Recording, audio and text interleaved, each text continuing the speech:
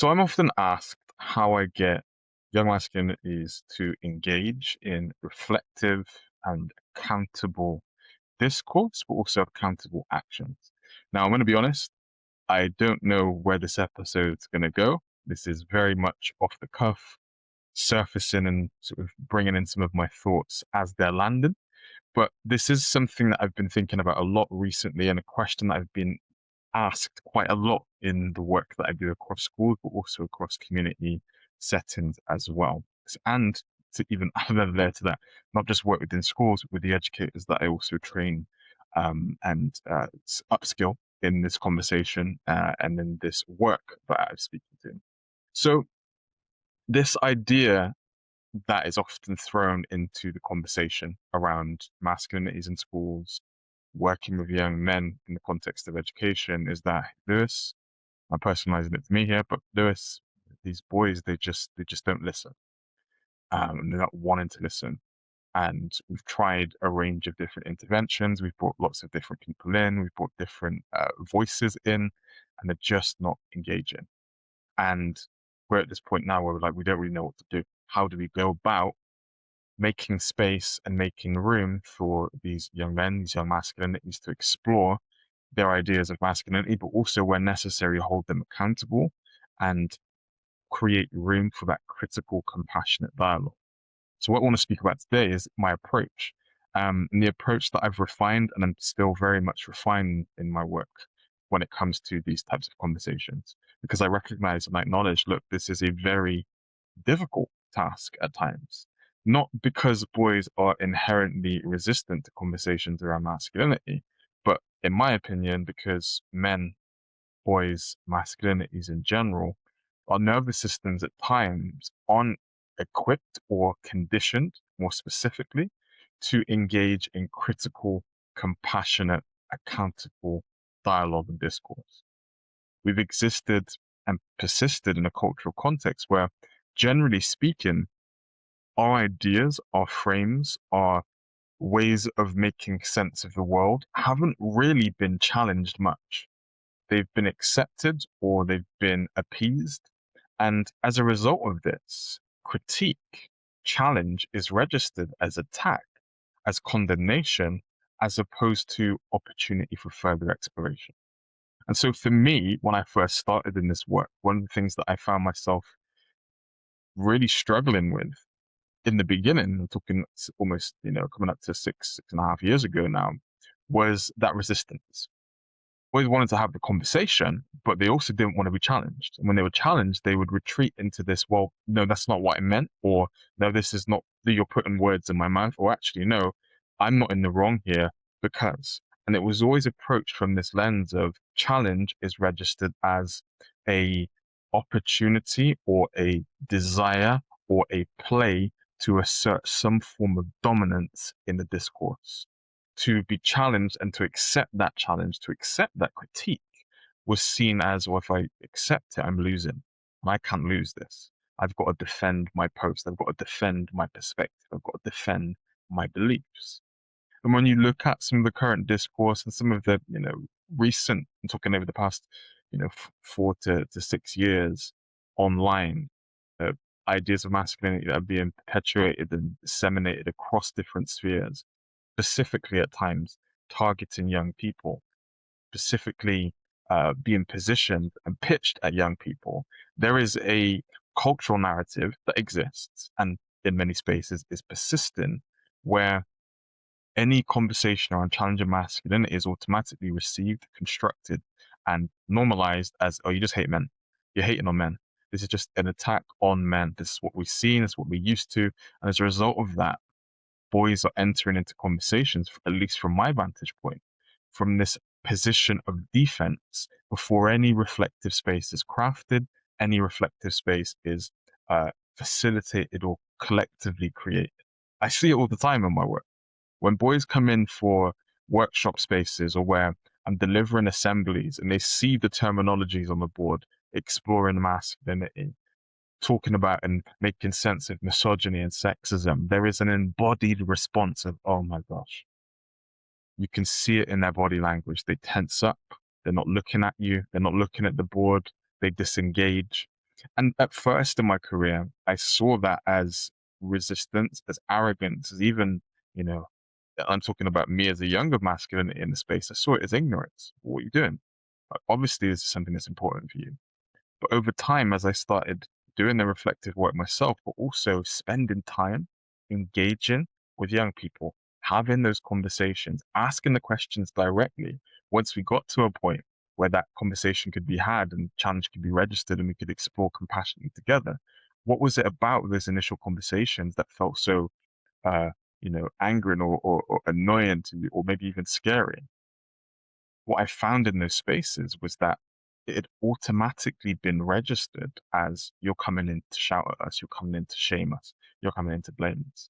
Now, I'm going to explore this a little bit further in this episode because I do have some thoughts on this as well that I think we need to be really careful with when it comes to these conversations. My point is this until this point right now. When we're having conversations around masculinity, specifically with boys in the context of education, which is where I'm obviously positioning this right now, there is typically a built-in resistance to any challenging critique that is often fed in from the cultural level, often fed in from what's been engaged and processed or consumed rather in and across the wider zeitgeist. Young people, young men, young masculinities are entering into space feeling like they need to defend a position instead of explore positionality. And for me, there's a difference. Where we're defending positions, we are not looking to explore nuance. We're not looking to explore different perspectives. We're not looking to think about ideas from different lenses, perspectives, and lived experiences.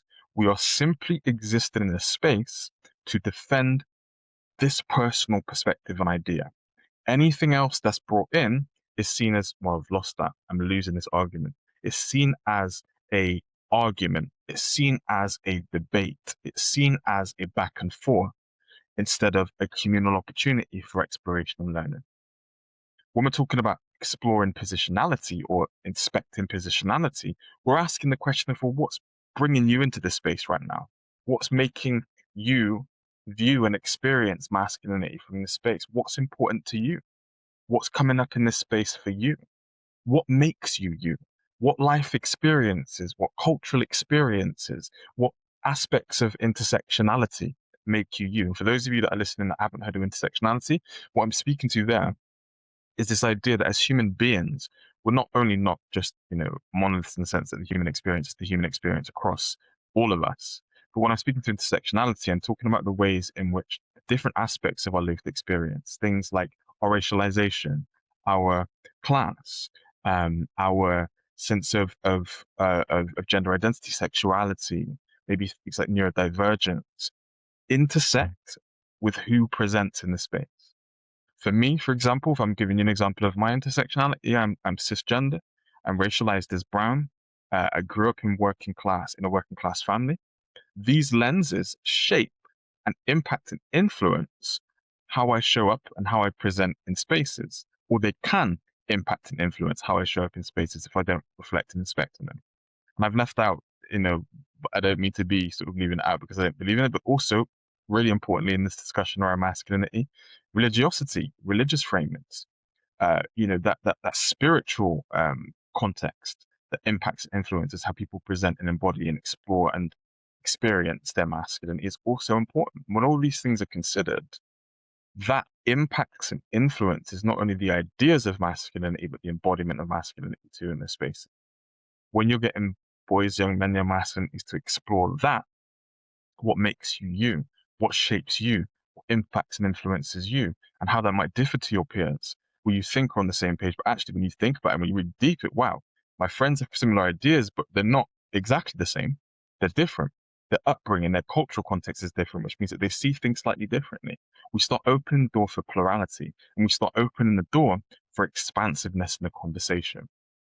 Before I, begin moving towards wrapping up this episode, one of the things that's also really important in this space for me, when we're making space for exploring positionality, what a person is bringing into the space at the moment in time they meet you and they sit in on a space and they participate in a space.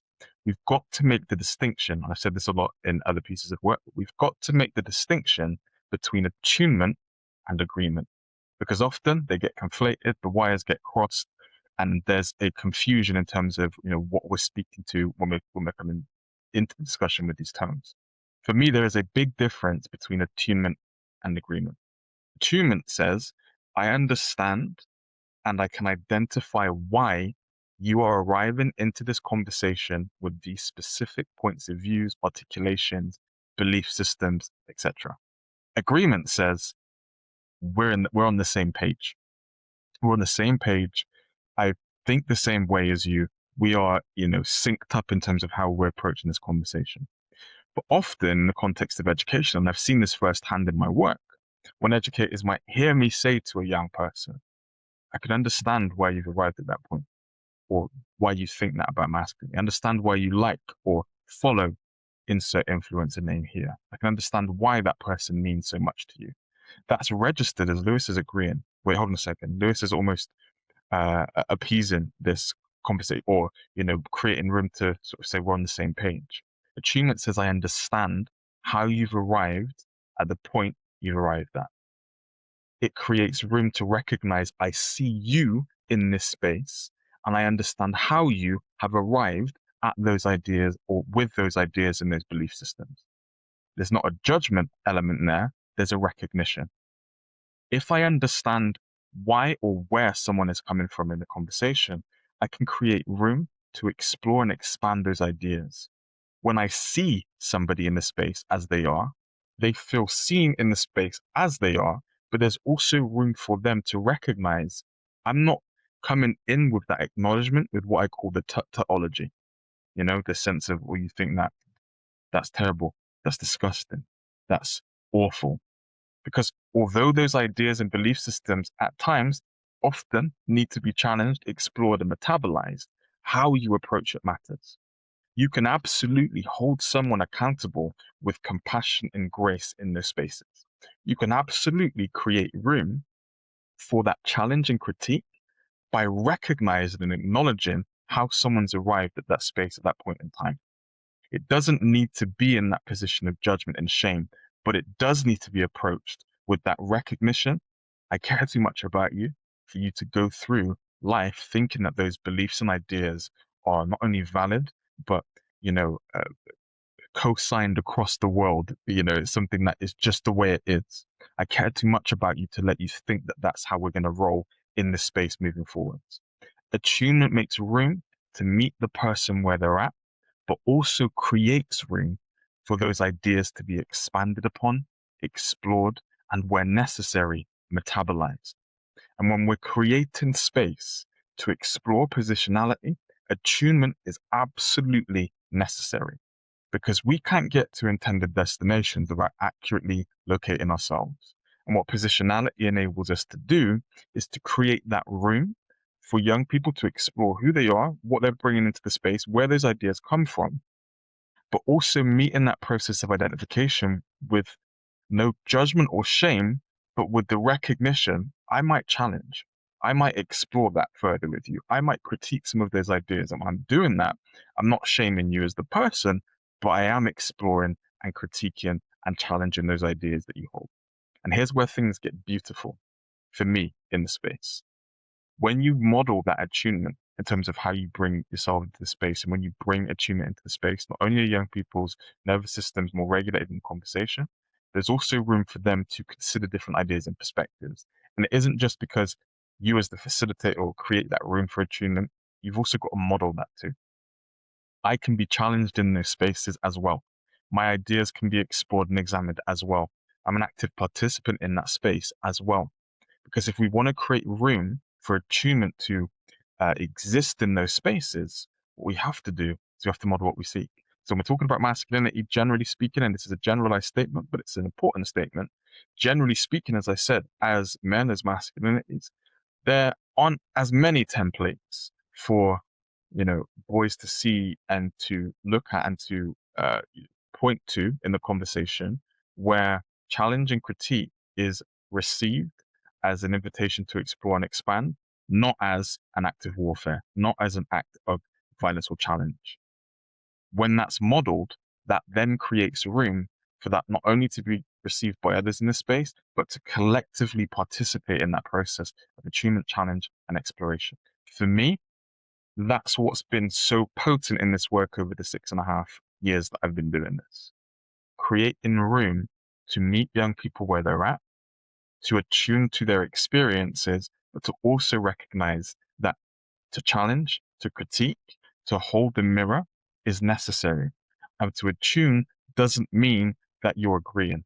It's just acknowledging who's arriving in the space and where they're at this point in time. When it comes to this work, for me, that is what we need. And I recognize that I come into this space with particular privileges that enable me to do this.